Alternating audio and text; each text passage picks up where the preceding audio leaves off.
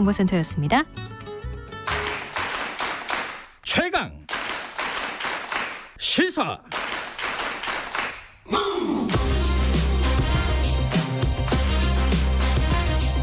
지금 여러분께서는 김경래 기자의 최강 시사를 듣고 계십니다.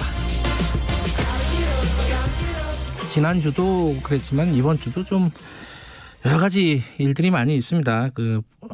윤석열 총장과 관련된 일도 그렇고 공수처가 이번 주에 마무리가 될 수 있을지 입법이 그 부분도 관심이 모아지고 있습니다. 어제 국회가 좀 시끄러웠어요.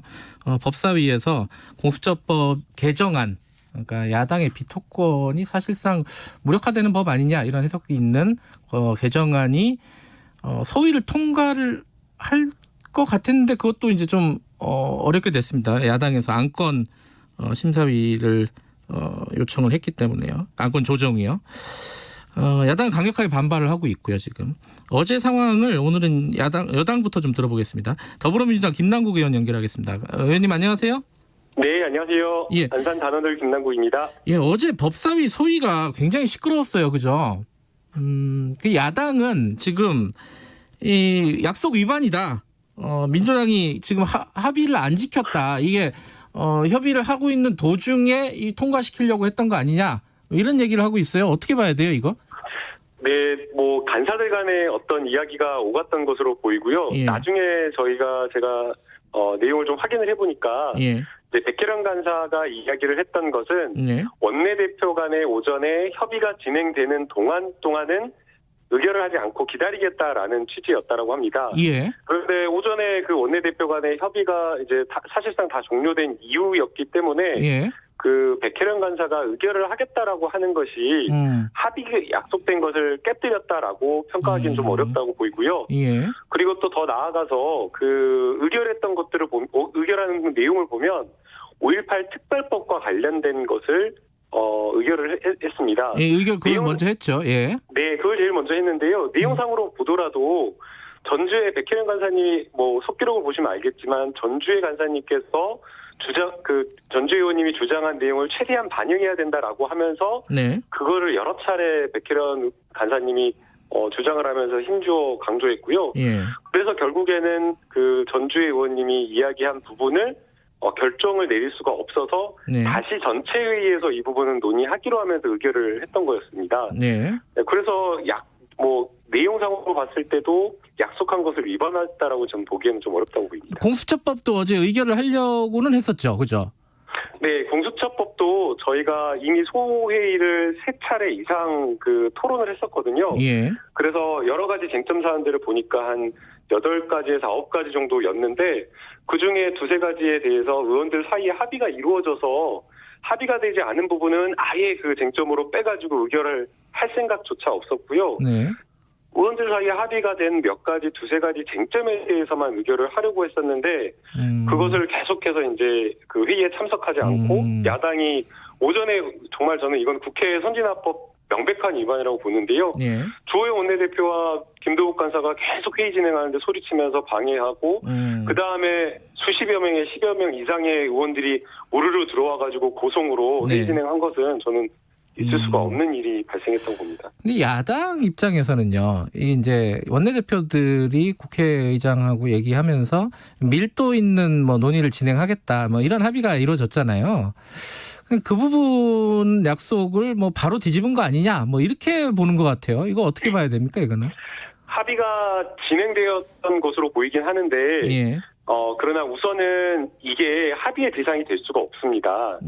기본적으로 공수처장 추천이라고 하는 것은 추천위원회가 독립되어서 활동하도록 되어 있고요. 예. 이것은 공수처법에 명백하게 정해져 있는 법 조문으로 나와 있는 내용인 거죠. 예.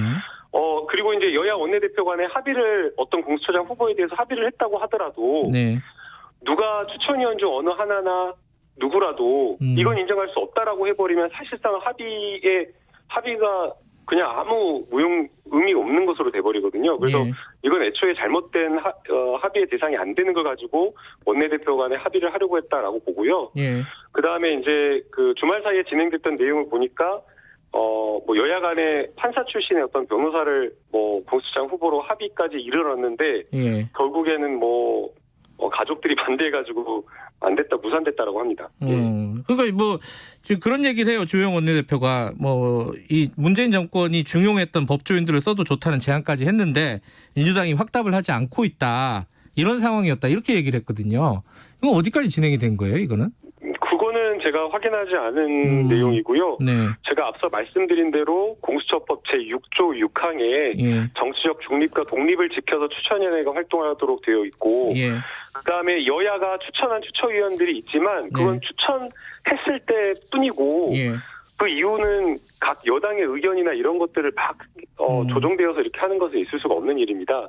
또 특히나 법원 행정처장과 또 대한변호사협회장 같은 경우에는 정치적 중립이 매우 중요하다라고 하고 있는데 아예 이것을 여야 간에 합의해서 이렇게 결정한다는 것은 법 정신에도 맞지 않다라고 보입니다.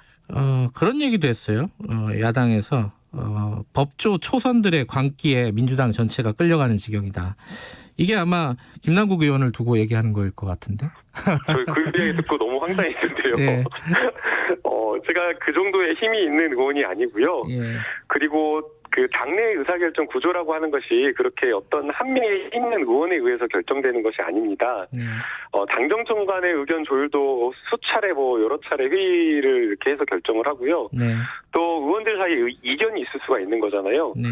그런 것들은 또 상임위 중심으로 해서 사전회의나 이런 사후회의를 통해 가지고 의사결정하기 때문에 제가 강한 개혁적인 성향, 아주 강한 의지를 가지고 있다고 하더라도 당을 좌지우지한다라는 건 좀 있을 수 없는 일이라고 봅니다. 알겠습니다. 지금 야당이 안건 조정위원회를 요청을 했습니다. 그러면 어떻게 되는 거예요? 일정은 오늘 안건 조정위원회가 열리는 건가요?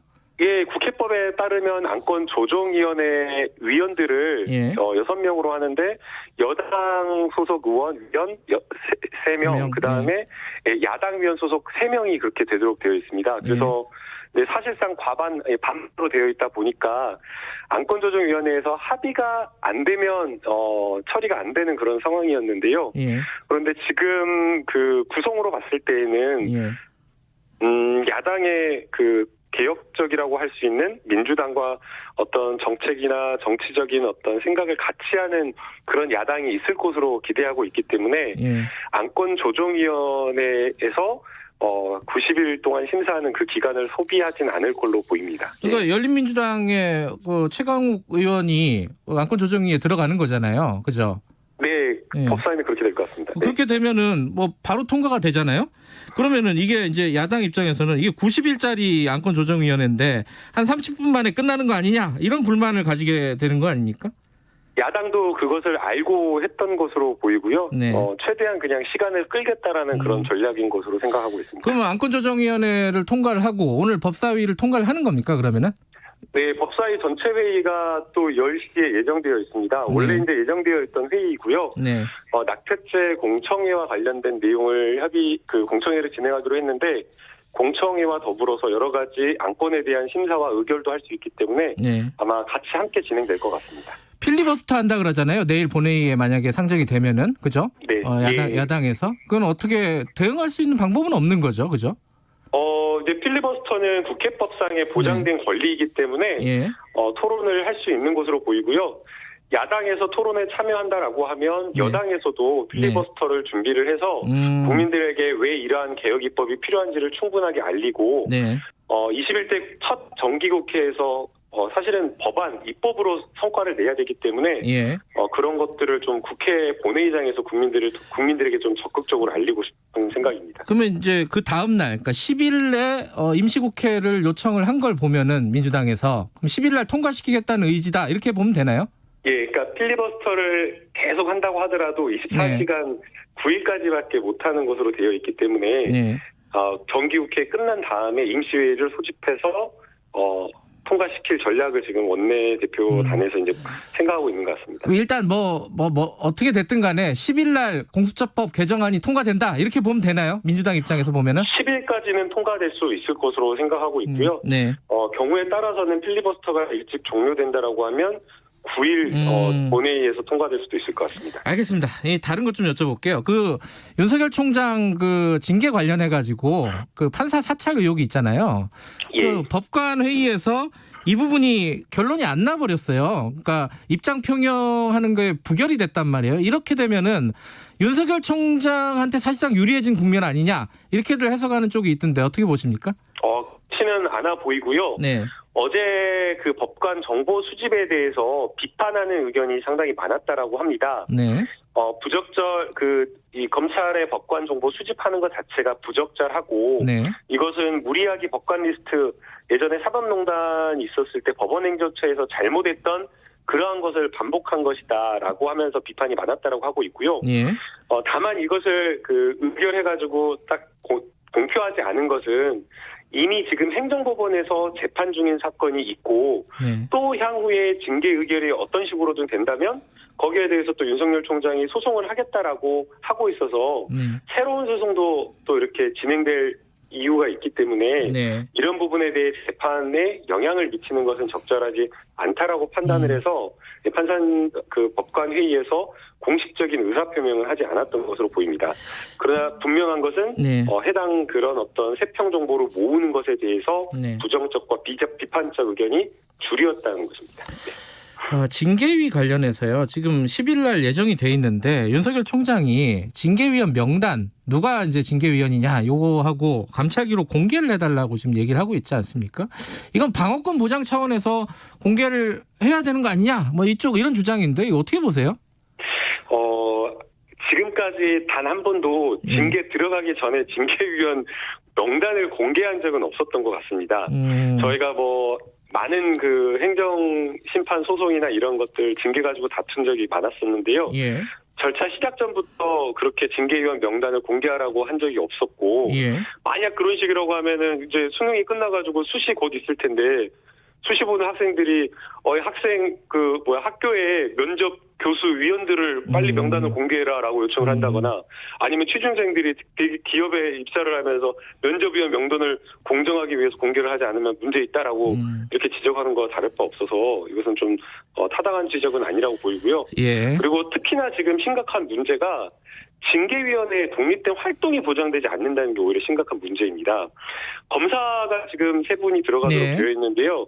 워낙 검찰 조직이 똘똘 뭉쳐가지고 여러 가지 동료 검사들이 압력과 압박을 하고 있어가지고 사실상 제대로 된 징계위원회 위원으로서 활동하기가 쉽지가 않은 상황이라고 하고 있기 때문에 비공개하는 게 맞다라고 보이고요. 예. 또 해당 징계위원회에서 논의된 내용도 사실은 외부로 공개되면 안 되는데 그러한 것들까지도 막 외부로 공개되는 그런 문제가 있어서 이거는 조금 오히려 징계위원회의 독립된 활동이나 공정한 절차 이러한 것들을 방해하는 게 아닌가 생각이 듭니다. 윤석열 총장이 검사 징계법에 대해서 헌법 소원한 거 아시잖아요.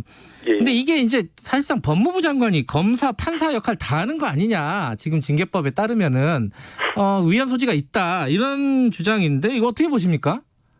처음 나오는 이야기인 것 같습니다. 지금까지 예.